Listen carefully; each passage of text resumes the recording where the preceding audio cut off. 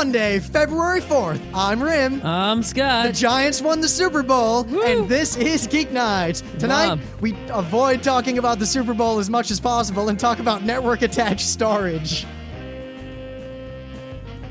Let's do this. Man, what a boring weekend. Nothing interesting happened at all, and I have almost nothing to say. Oh, nothing really. No sort of leader bit. I mean, it's not like there was some sort of sporting event or I don't know. Yeah, no. There's no. I mean, there's a parade tomorrow, but that's happens all. It's not interesting. Oh yeah, it's New York City. There's a ticker tape parade. What, every 5 minutes? No one even yeah, blinks. who cares about parade? Who cares about? Gonna stand out in the cold for an hour to see a bunch of people walk by. Don't even know who they are. I mean, some guy, he escaped a bunch of people trying to kill him, and then he just threw this piece of whatnot, and then some other guy caught it. That has no effect on the world. It only slowed down Wall Street all morning. That's all. So yeah, Giants won. Oh yeah. Giants won. Oh yeah. I know a lot of you out there being geeks listening Don't give to a shit. Geeknights. You don't give a shit. You're probably thinking, why are they talking about football? And all you people from other countries are like, that's not football. Soccer is football. That's the football American. That's right. And you know what it is. And you're saying, it's a stupid sport. Rugby's better than that. It's a stupid sport. As far I'll say this. I used to always think, rugby's a real man's sport. Forget football. Well, rugby is a real man's sport. It is, but football's a real man's sport too. But once I watched a bunch of rugby and I played some rugby and I learned that playing rugby sucks because it just hurts. That's true. Watching rugby is more like watching a brawl. Yeah, that's a real man's sport.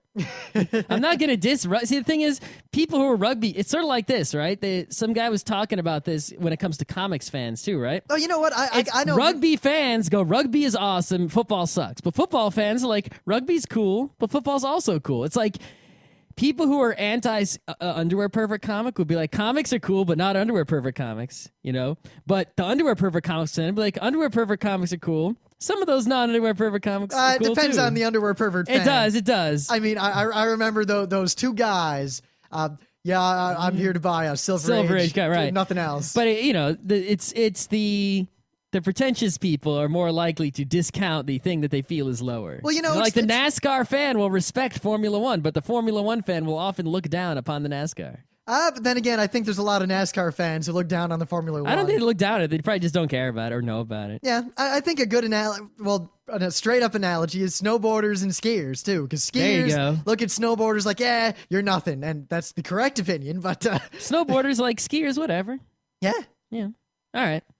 But yeah, I know it's probably not important to most people, but when, sports fandom is like inherited in my family. It's not just that. I mean, Scott he's got sports in the blood. I mean, his dad and his parents visit. You have a family. They came from Eastern Europe to New York.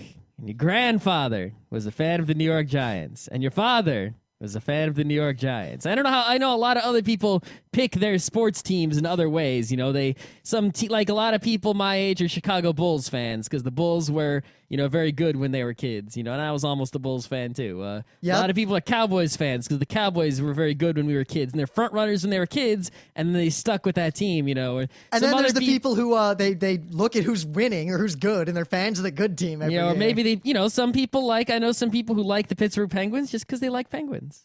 They like the logo or the something, or they pick the team that happens to be near where they live. They moved to Indianapolis and now they're Colts fans. It's how it happens. But when your entire family is like together on something, you pass along the fandom to your children. It has another meaning beyond a guy throwing a piece of rubber. Tradition.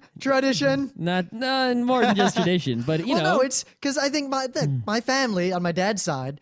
Pretty much like my great-grandparents came from Belgium, moved to Detroit, and we've been hockey fans. My family's been hockey fans as long as they've been in this country. And you know what? My parents had Rangers season tickets in the 70s before they were $1 zillion.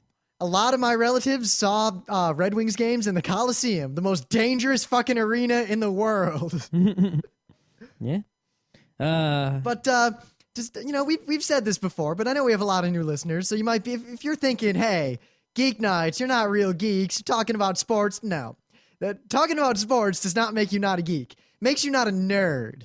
There's a big difference because Yeah, I mean, think about it. All those guys. Turn on your local sports radio station, right? You're gonna hear, especially in New York or Boston, right? oh well, Joey Jojo was 24/7 and 6 last year. They and have then- these TV shows. They have these radio shows where they got guys, sports guys, call in and they're like, "Oh, what do you think about this? What do you think about that? Oh, I think this. I think that." Right?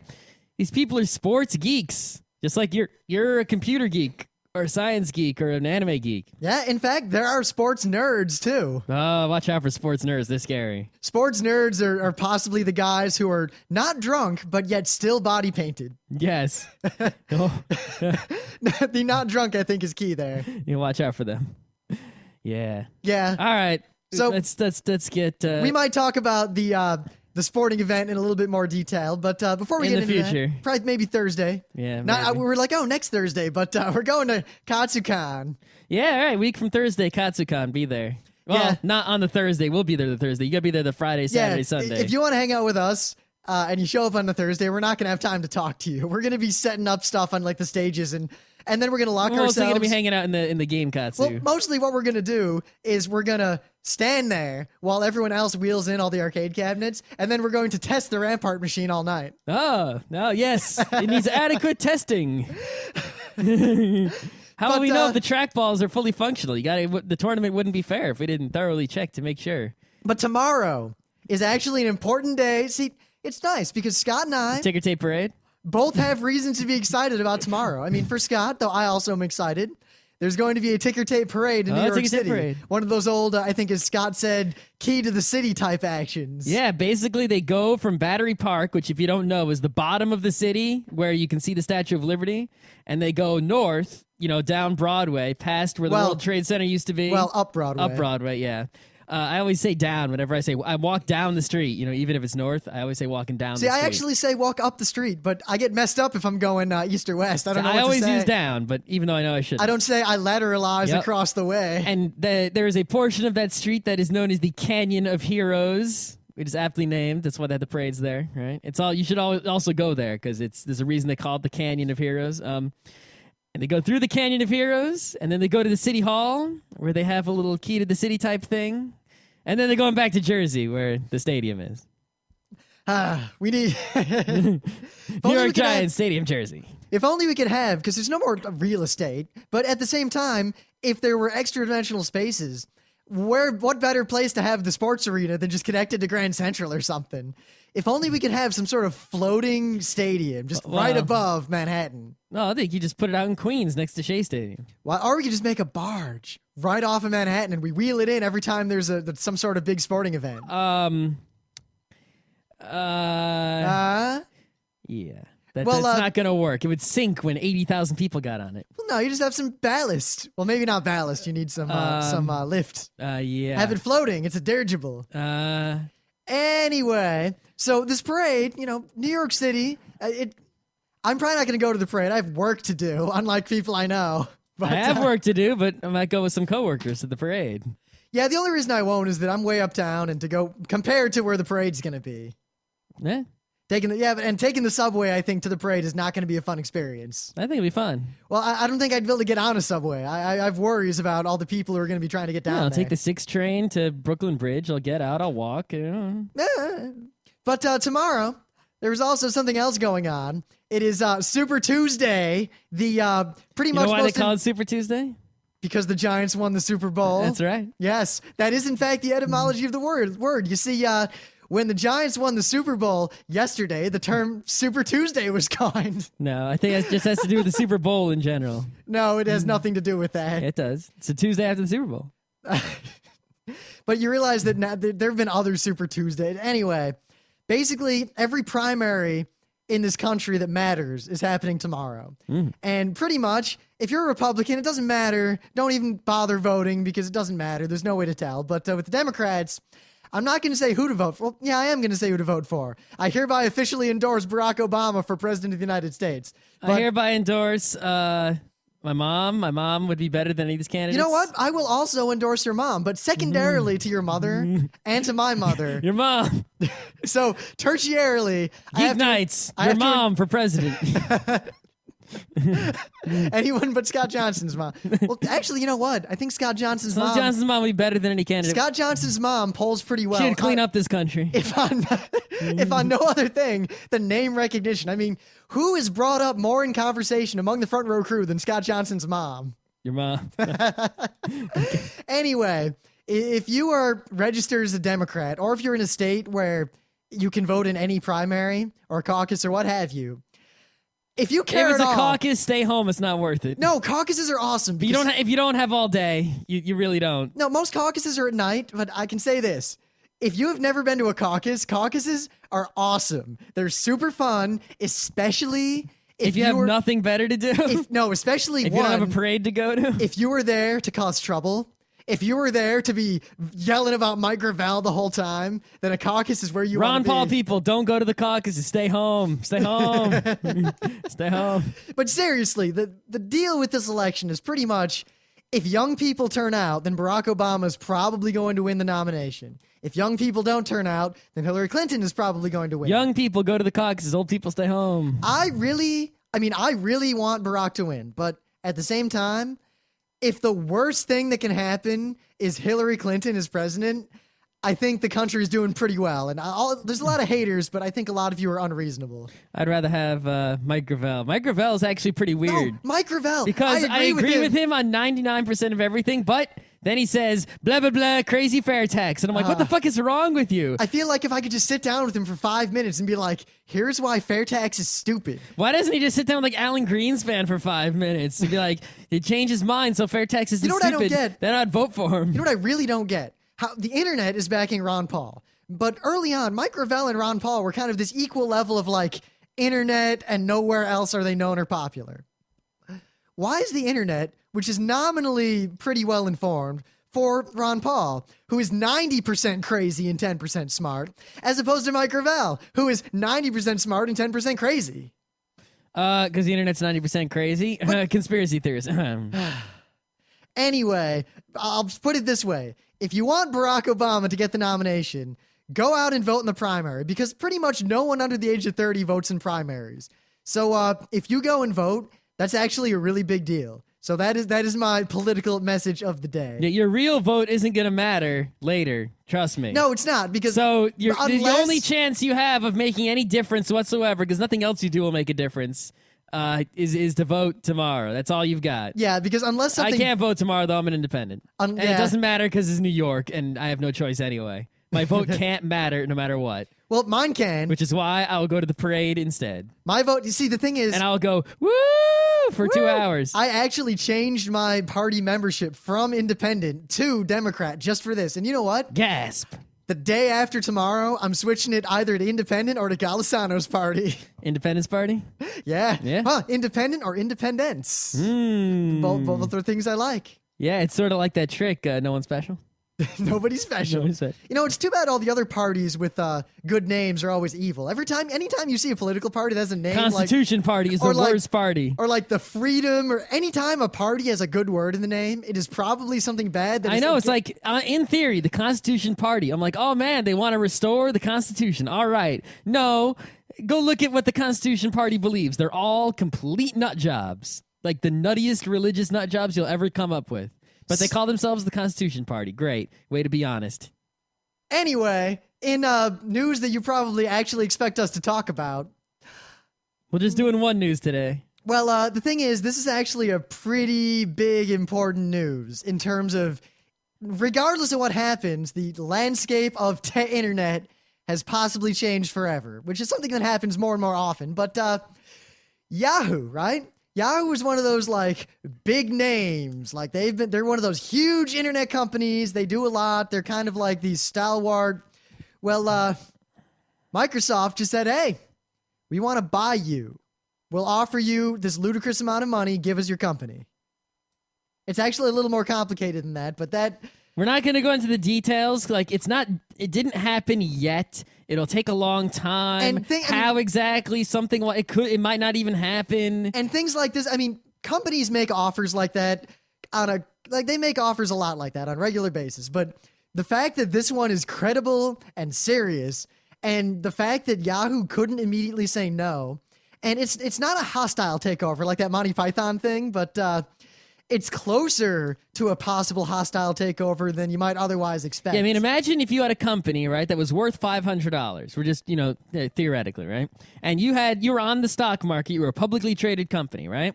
Well, if your company is worth $500, someone with $500 could buy your company. They could go to the stock market, and if everyone who had shares was willing to sell them, they could buy your entire company, and there's nothing you, the founder of the company, could do about it. You're a publicly traded company, right? Unless you had 51% of the shares and refused to sell them. Now, they did is they went to Yahoo and they said, we would like to buy you. And Yahoo was like, all right, how much money? And the amount of money they said was enough money where if they wanted to, they could have done a hostile takeover on the stock market, but they didn't.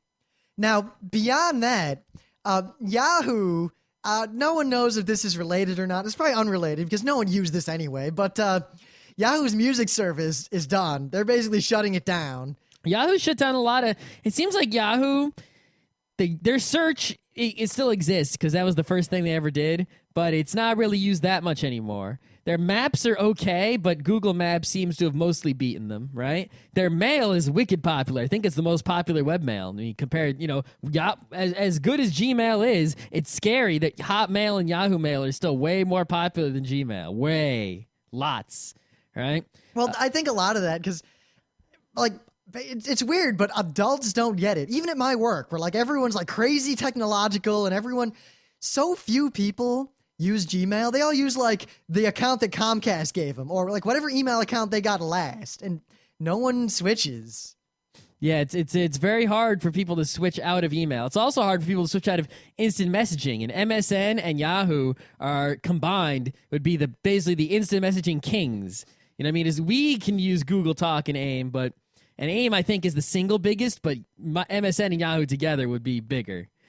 And then you look, Yahoo has sort of these content, they have Yahoo News and Yahoo Finance, things like that. And they have Yahoo's advertising thing, which is kind of meager compared to Microsoft or Google, but it's not insignificant. And then the rest of the stuff that Yahoo has that you care about, right, is the things they bought, like Flickr and Delicious and such like that. And Yahoo's been really good about buying that stuff, like Flickr and Delicious, and then not fucking it up. They buy it, they let it go, and that's it. But Flickr doesn't make money. Flickr hemorrhages money. Delicious doesn't really make money either. It's not bookmarking. There's not much money in that. Yeah, but at the same time, what does Yahoo really have to offer anymore? Seriously, not from a business standpoint, but from us as technological people. Delicious and Flickr? Yeah, things that Yahoo didn't make, they just bought. Right. The reason, Microsoft probably buying them up so they can combine their advertising thing, their web advertising with the Yahoo advertising to take on Google. It's like Microsoft exists, right? And then, it's like Google isn't even competing with Microsoft directly. They're a search engine. Microsoft makes Windows and Office. These are not competing companies, right? Well, Microsoft has a search. Right. Well, yeah. But I mean, but Microsoft, for some reason, sort of turned its whole company away from Windows and Office and all that shit, right? In order to fight with Google, a non-competing company. And sure, Google has, things that do sort of fuck around with Microsoft. Like they've got the Gmail and the Google Docs and these sorts of things, right? But, Google, none of those things really are that successful. They're not that, widespread. No one really uses a lot of those things. Google, only really their search and their ads are successful, and now their mobile stuff is starting to be successful, and the Gmail only a little bit, and all the other stuff is kind of, right? So Microsoft is rearing up to compete with these people that weren't fighting with them. Well, I think part of it was that it's like turning this giant ship around to shoot at someone who wasn't shooting at you. Well, I think what Microsoft realized is that they have this big old clunking ship, right? And they're going along and nothing can touch them. But then they started to notice that there's all these coves they can't get into with their big ship. And in those coves was treasure. And they saw Google whipping into all these coves, and then they realized that eventually... But Google only got treasure from 2 coves. That was it. Well, the thing is, there's more coves in the future, theoretically. I mean, granted, Google... Your analogy's breaking down. Well, it's going down with the ship. The real problem here is that there are 2 sides to this. There's the make money from a business side and the provide useful technology side. And if I look at it from a personal perspective, as in me, as a technologist, as a technology professional, as a human being, as a user of the internet, Google provides almost everything I need to use my computer. Between Google and Linus Torvalds, I have the internet. All I worry about with this news here, right, really it won't hurt me at all. The only thing I worry about is the state of Delicious and the state of Flickr. I mean, if Flickr gets fucked up by Microsoft, theoretically, which wouldn't, even if it happened, it wouldn't happen for a year, more than a year from now, right? I would just move to Google's Picasa and I'd be fine. You know, it's not as nice as Flickr, but whatever, it works, right? If Delicious is screwed, I don't know what the fuck I would do. We'd have to make a competitor. I don't know. Just for us. Yeah, they better not fuck up Delicious. That's all I'm saying. No, if they screw it up, we'll just make our own for us. And if anyone else wants to use it, great. We'll become Web 2.5 billionaires. And if no one else uses it, well, we have our own personal Delicious. And that's all I care about. We'll call it Geekishous. Geeknights dot something. I don't know. It's Google needs a Delicious competitor of some kind. I don't care if they put their Google ads on it. You know, I pretty much block Google ads. Yeah, me too. But that's why I said it. I don't care if they put the ads on it because I won't see it. But the thing is, I mean, Google provides most of the stuff I need, and Yahoo indirectly provides a few other things, but they're not things I need. But from a business standpoint, Google, I don't know how they're going to make money in the long run because advertising is slowly but surely, I think, becoming something dead. We'll see what happens. And there's also the problem of, all right, we've got Microsoft, Yahoo, and Google. Oh, wait, now we've got MicroWho and Google. Great. Yasoft? Yeah. That sounds vaguely sinister. Yeah. Now, I've also heard rumblings. Now, this is it was on Reuters, but it was on Reuters quoting an as yet unnamed anonymous source saying that Yahoo has tentatively responded by approaching Google about the two of them partnering up and doubling their advertising together instead of letting Microsoft in on the action. Well, I mean, Microsoft, has sort of decided that it wants to be in that business that it never was in. So if Google and Yahoo team up, with that, I don't think anyone, the SEC would allow that, or the FTC, or whoever it is, right? Because that's just monopoly. The end. They can't let that happen, right? They let the DoubleClick business happen. They can't let Yahoo, Google. But if they did, Microsoft would be basically like, okay, we have to go back to Windows Office. We can't compete in that area. See, at the same time, if Google bought Yahoo, that would be like a nerd's wet dream. Ignore the business side, but just for a nerd, now Google's going to be in control of Flickr and all that business. Everything's going to be great. But, yeah, Google Delicious and then Flickr and Picasa hooking up together. Oh, good times. I don't know what the future of any of these companies is going to be perfectly honest. I feel like the internet is changing so quickly that the only thing Google has is the fact that they're massive and they have a lot of power and money to back up their technology to make it work. Things that, I mean, Scott and I could make something like Google Apps just fine, but we could never afford to put together the infrastructure to support it. Yep. That's all Google has to offer, really, is the fact that they already have money. All Microsoft has to offer is that they already have money and they have installed base. All Yahoo has to offer is that they had money, so they bought a bunch of stuff that was useful to people. And Yahoo does have a lot of stuff that is used by a lot of people. Yeah, it's just not stuff that we really care about. I think most of that is just that Actually, Yahoo Yahoo Games is not bad. No, it isn't. But I think a lot of what Yahoo has is just name recognition. People who were adults in the 90s think back and, oh yeah, Yahoo. Yahoo is just like one of those names, one of those internet things. So when they think, I got to do something, they either think Google or they think Yahoo. Yep. Wow, I guess we didn't have much to say because we're not business analysts. We don't know what's going to happen. No, we don't know shit.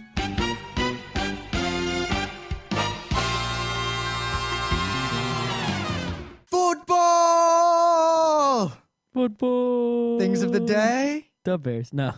The Bears lost last year. See, I'd like to yell hockey, but it's really not appropriate. It would have been one of those inappropriate yellings. Hockey is the awesome, and hockey is actually better than football. But the Rangers are not so good this year. But anyway, the specific RIT hockey yell. The one great thing about the Super Bowl is when the Super Bowl is over, the only sports left are hockey and basketball. And who gives a shit about basketball? So it's pretty much just hockey now. Hockey only until baseball season starts. And the Red Wings are doing pretty well. Doing okay. They're doing pretty well. But that Ovechkin, the guy is just, oh my God. Anyway, here we go. Easy thing of the day. unlike some other professional sports, baseball. Baseball. The NFL is not so stupid when it comes to the internet. You know, they might take your videos off of YouTube, or they might not. You know, They won't let you show your football game in a big screen at the church, but no, they won't. But at NFL.com/videos, where they have a few tasteful ads that you can ignore, they give you all the highlights of pretty much every freaking game and all the coverage and all the all this stuff. You can just watch it right there on the website for free. NFL.com/videos. It's real simple. Now, if you didn't watch the Super Bowl, even if you don't really like sports, I'd recommend you watch some of these highlights because some crazy things happen near the end of this game. Right. Even if you don't care about football, even if you don't even care about, less about the teams playing, if you care, if you in fact hate football, watch this anyway. Because you watch and just watch like the highlights reels, like the Giants defensive highlights reel, or like the Eli miracle play. That's the best play of the whole game right there. Man. Watch. I watched that at work like 3 times. Just watch, and even if you don't know what's going on, or even though a lot of the drama of the play is knowing the exact situation and why that basically won them the game, but just watch what the people do in the play. It's feats of strength. It's like, you go to the circus and you watch the trapeze guy and he does something amazing and you think, wow, think about what he had to do that. That's an amazing a human being can accomplish that. Is amazing. And then you watch Sasuke, or aka Ninja Warrior, and you watch these guys doing the obstacle course and you say, wow, look, a human being accomplished that amazing feat. A guy ran the mile in 4 minutes. Muhammad Ali beat the shit out of that guy. And then you watch. What was that quote that we just recently heard from Mike Tyson? There was a Mike Tyson quote that was very applicable to this Super Bowl, and that's, everyone has a plan until they get punched in the face. Right? Or something along those lines. I might have paraphrased it. But watch like these highlight reels and see what the people do in the game. And then if you hate football or you just don't care, you'll understand why people like it so much in a small way, because you watch a game and, while a lot of the game might not be as exciting as all that, you watch and you see someone execute an amazing feat that is just unbelievable that a human could accomplish that. And yet, against when a whole bunch of guys, 11, 12 other guys are trying to stop them from doing it, they manage to do it anyway. And it's like, holy shit, look at what that guy just did. Oh my God. So, speaking of football, it has been argued that the AA-12 is the world's deadliest shotgun by the internet.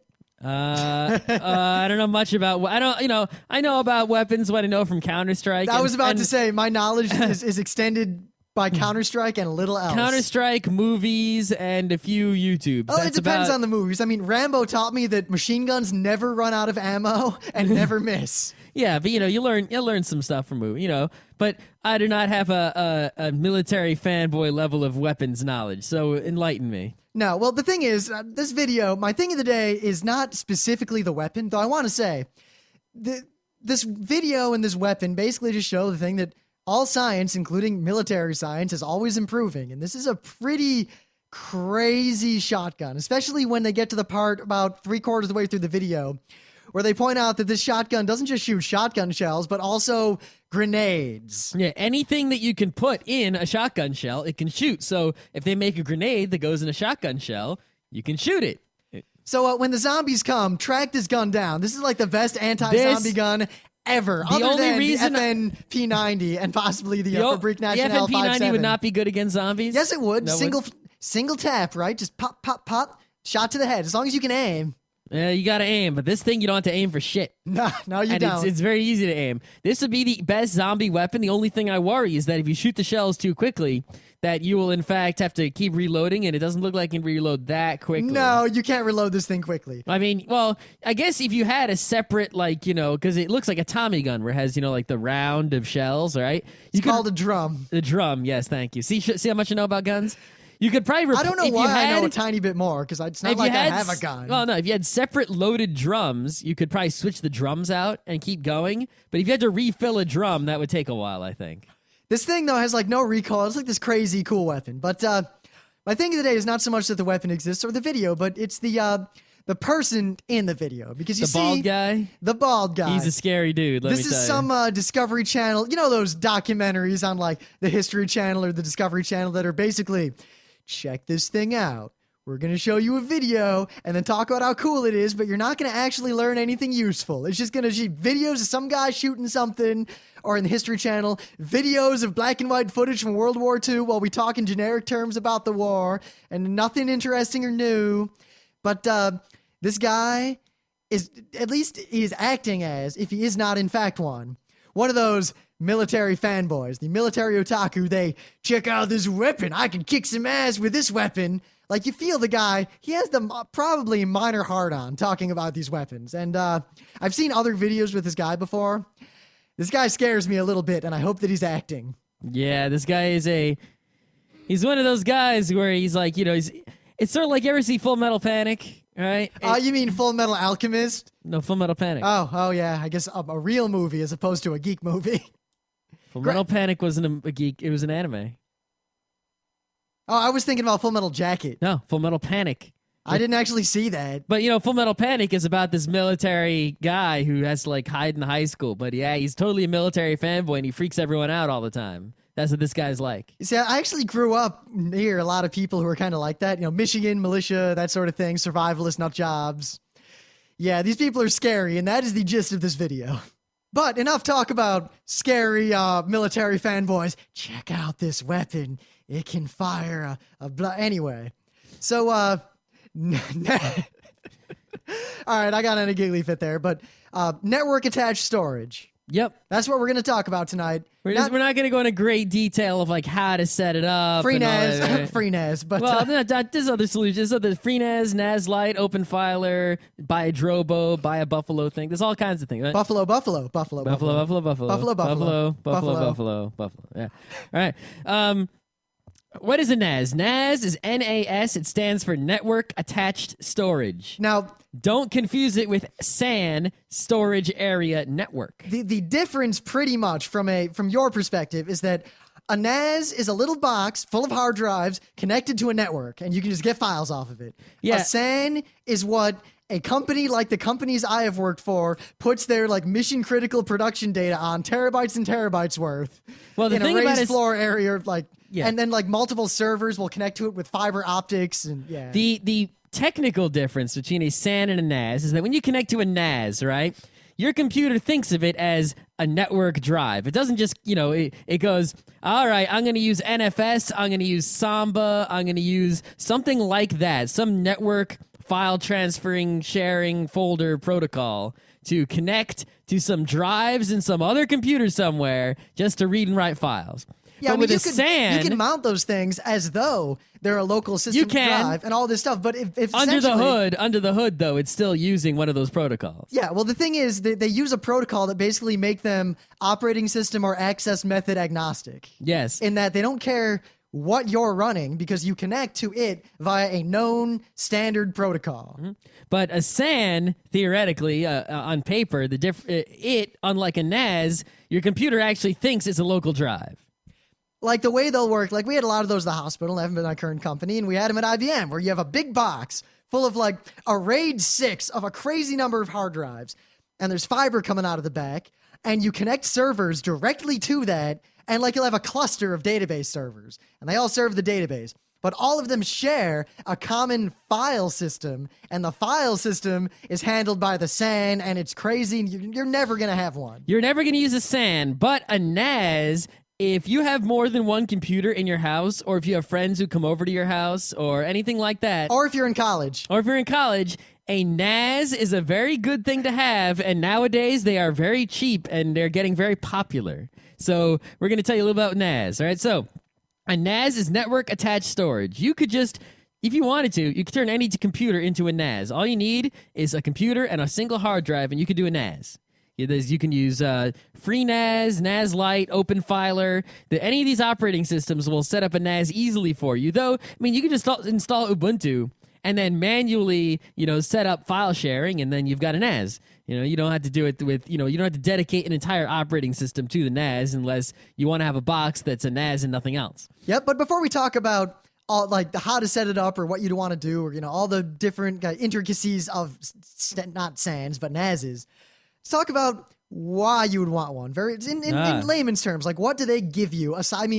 I could just share my Samba, and Scott could share his Samba, and the Mac downstairs could share its Samba, and we can all connect to whatever we want. So how is a NAS better? Well, let's say, I want to give you some MP3s, right? Well, now I got to open up your Samba and drag the files over to you and put them on your hard drive. And now they're on my hard drive and your hard drive. And then, you want to get some files from me. So, open up mine, you copy files from you to me. And then we got to go down to the Mac. And now I want to get some files. Do I go to RIM? Do I go to Scott? Where do I go? Or Scott Johnson comes over and we want to give him like all our ROMs. Well, the ROMs are on 5 different computers. You got to connect to all of them, figure out what you want, grab it. Wouldn't it be nice if there was just this central box called, I don't know, NAS.local, and you connect to it and all the important files you would ever share are on there? Yes, you have one box full of hard drives just sitting somewhere in your house hidden away. And on your computer, the one you actually use, all you have in there is like the operating system and the software that you use, your Firefox, your games, whatever.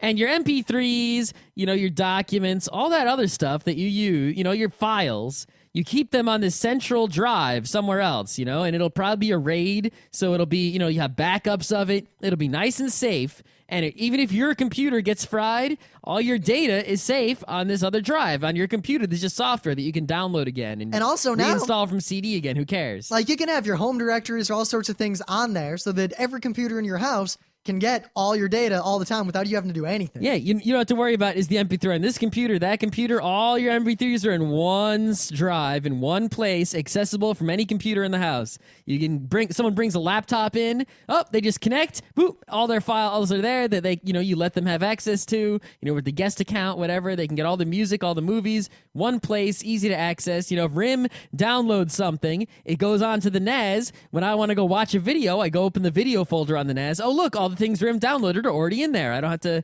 they're there. I don't have to go and look it around. What did RIM download? What did I download? What's downloaded on the other computer? Now, if you're living with other people, which that's why we said college is a big place for this, or you got roommates, or you got a family, and I have my MP3 collection. Scott has his MP3 collection. Emily and Alex both have their MP3 collections.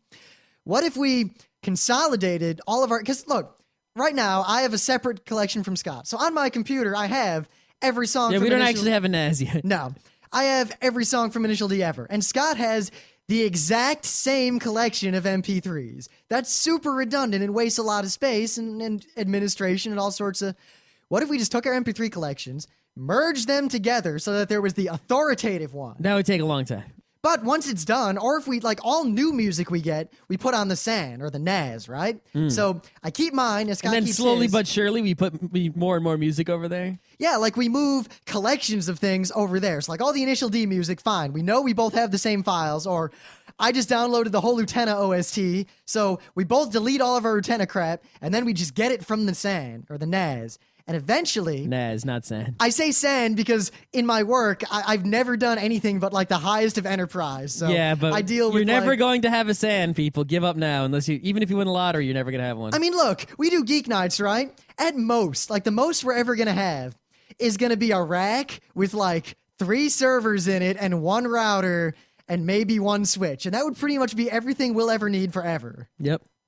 We might upgrade those servers. The thing about NAS is that, when we were in college, we were thinking, wow, soon it'll be to the point where for $1,000 you can have a terabyte. Now you can buy single drives that are a terabyte. You can get like 5 of those things for like $1,000. You're getting to the point where you can have a lot of storage in a small amount of physical space for really cheap. And you buy a NAS and you'll be able to store your videos and your music and everything forever in one nice, easy place. Where it'll be nice. You get backups and you get RAID and it's safe. Well, the thing is, it depends. If you're backing stuff up to it independently of other collections, then yeah, you have backups of the things you have backed up to. That's sort of what Apple's new time capsule is all about. It's just a NAS. Yep, but if you put all your files on it, then you have the one kind of backup, the live backup, in that if a drive dies or something, the RAID takes care of it, you replace the drive and everything's cool. But you don't have backup. So if you I was assuming that you were smart enough to back up the NAS to somewhere else. Well, the problem is there's no media other than tapes that could fit the whole thing on it. Another NAS.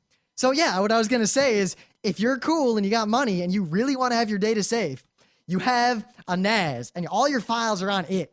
Then you have another NAS that's running maybe slower drives that are more reliable, or a more reliable, slower kind of RAID. There's all sorts of things you could do.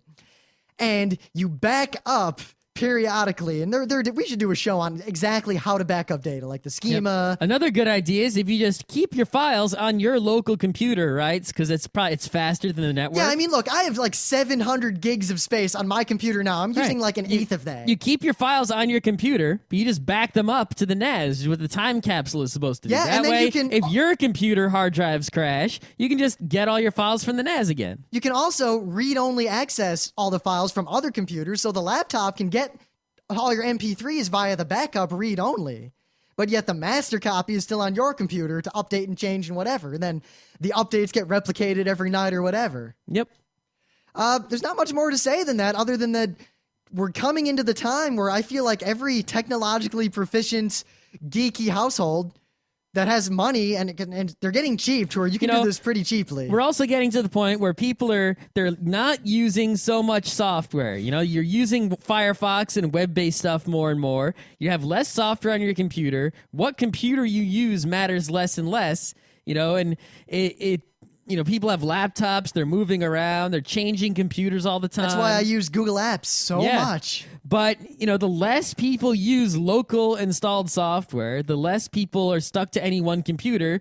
And if you really want to free yourself from having to use a specific computer, a NAS is a great way to do that because you can use any computer, and as long as you can connect to your NAS, it's like your personal computer, even though it could be like your friend's computer. Because you got Firefox, you can connect all your shit on the web, and you connect to the NAS. Boom, what else do you need? It's like your home. And also, I know a lot of you, because most new motherboards support gigabit Ethernet, just like straight up. I mean, my motherboard does, but I haven't used it because I have no reason to. We don't even have a gigabit switch. We need a gigabit switch. But, geeks, what you can do, and this is something that I will do eventually. Like, if we ever get something like this, I'll do it. We get a house, gigabit wiring. Well, the thing is, I don't need gigabit for the main network. That's kind of silly, especially because the gigabit is faster than the cable modem, so it wouldn't help. But what you can have is a parallel network. And if you're a geek, you can run wires all over your house anyways. You don't care. Though wireless things like the time capsule are actually really cool. Don't discount them. You don't need that good performance. Yeah, wireless is fast enough for you people. Trust me. Pretty much. I mean, if you're streaming like HD, whatever, then you're probably going to need a wire. But what you do for cool, right? If you want it, like you're one of those people who's like, man, I want to use all the cool stuff my computer has. I want to do it. You have a two-tiered network where you have the normal switch, right? You can do this with one switch if you get a good switch. You have the normal switch, connects to the router, connects to the Fios or the cable modem or whatever. And all your computers connect to that, and that's your normal network. But all these new motherboards, you notice, have two network holes. You have a second network that is connected to by all your computers in the house and is not connected anywhere else, not accessible to the internet, nothing, completely private. And you run gigabit over that. And the only thing on there is your local NAS and all your computers. Yep. So then you have a full backplane, so you can stream as much as you want, as fast as you possibly can, faster than your computer can handle. So think about it. If you had one network, right? You only had one network and the NAS was on it. Well, let's say I'm downloading something from BitTorrent that's on the normal network, and then I'm also listening to music on the NAS. Well, now I'm downloading from two places into my computer through this normal-sized network hole. A switch doesn't help you if your one computer is doing everything. Yes, you have one computer downloading from something in the house, and it's also downloading from the internet. That's going to clog that up right quick. But if the downloading from the thing in the house is on a separate network and the BitTorrent is on another network, it's going to be not interfering with each other. You're going to have, they're using different bandwidth there. Also, it's just, I don't know, maybe it's because I'm a network geek, but I like setting up complex network setups, and something like that is really cool. It's not a bad network setup for an advanced house. Well, the thing is, that's the kind of thing that enterprise, whatever, that's what you do. You have the back plane of data transfer and the kind of front plane or the main network of everything else. I think a normal person, though, just a regular gigabit LAN in the house would be just fine. Yeah, definitely. Yep. But it's something cool you can do, and that's pretty much it. Yeah, if you want a NAS, you can either just build a computer with some hard drives in it and then install some software that does network sharing and you're done. Or many companies like Buffalo and Drobo there's a whole bunch of companies, I forget the names of the other ones. They sell these boxes, right? And sometimes the boxes come with drives and sometimes they don't. And you just put drives in the box if it doesn't come with them. It's a little tiny box. You plug the box in, you connect it to the network, it takes care of the rest for you. You're done.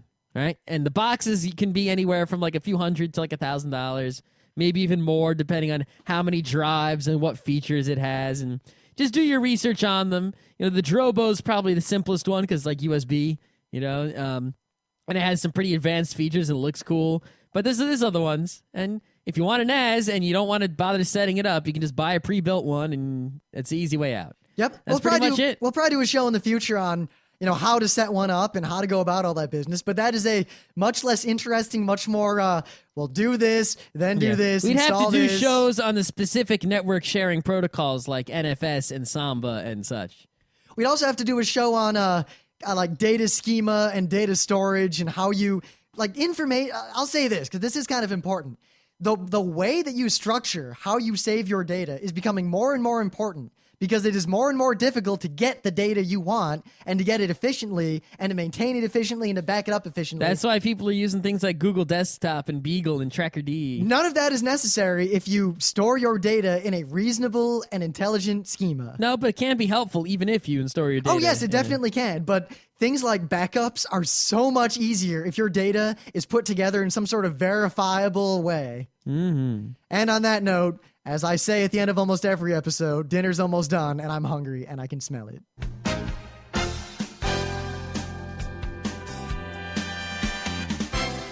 This has been Geek Nights with Rim and Scott. Special thanks to DJ Pretzel for the opening music.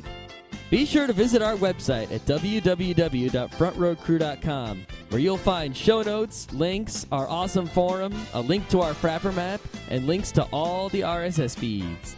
We say feeds plural because Geek Nights airs 4 nights a week, covering 4 different brands of geekery. Mondays are science and technology. Tuesdays, we have video games, board games, and RPGs. Wednesdays are anime, manga, comic nights. And Thursdays are the catch-alls for various rants and tomfoolery. You can send us feedback by email to geeknights@frontrowcrew.com. Or you can send audio feedback via Odeo. Just click the link that says Send Me an Audio on the right side of our website.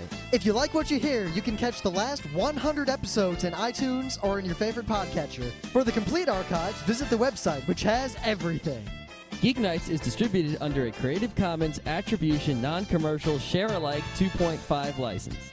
This means you can do whatever you want with it as long as you give us credit, don't make money, and share it in kind. Geeknights is recorded live with no studio and no audience. But unlike those other late shows, it's actually recorded at night.